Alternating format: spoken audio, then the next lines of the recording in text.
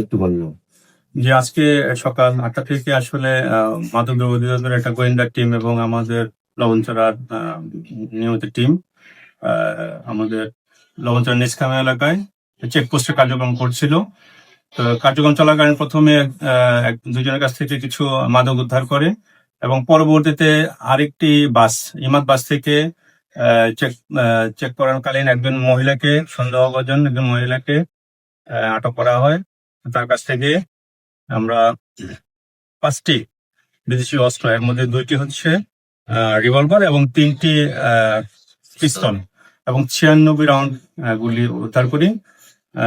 তাকে জিজ্ঞাসাবাদ করে জানতে পারি যে তার বাড়ি সাতক্ষীরা এবং তার নাম হচ্ছে সুরাইয়া পারভিন সুমি, এবং তার কাছ থেকে আমরা আরো তথ্য পেয়েছি যে তাকে কে এসব অস্ত্র দিয়েছে এবং কোথায় অস্ত্র যাবে সেসব তথ্যগুলো আমরা পেয়েছি, এবং সেই তথ্যের ভিত্তিতে আমাদের টিম এবং আমাদের ডিবি টিম কাজ করছে।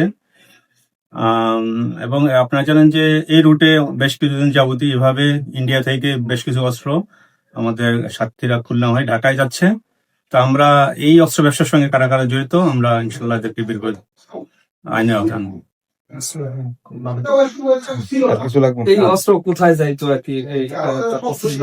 এটা আসলে আমাদের ইন্ডিয়া থেকে আমাদের সারা বাংলাদেশেই আপনার ঢাকা এবং সারা বাংলাদেশে এই অস্ত্রগুলো ছড়িয়ে পড়ে। এগুলা এই অস্ত্রগুলো কোথা থেকে আসছিল? মানে এটা কি ইন্ডিয়া থেকে সাতক্ষীরা আসছিল তারপরে সরবরাহ করা হচ্ছিল?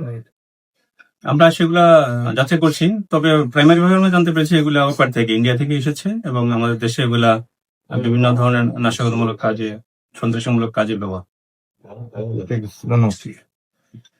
এই সুরার কিন্তু আগেও একটা মামলা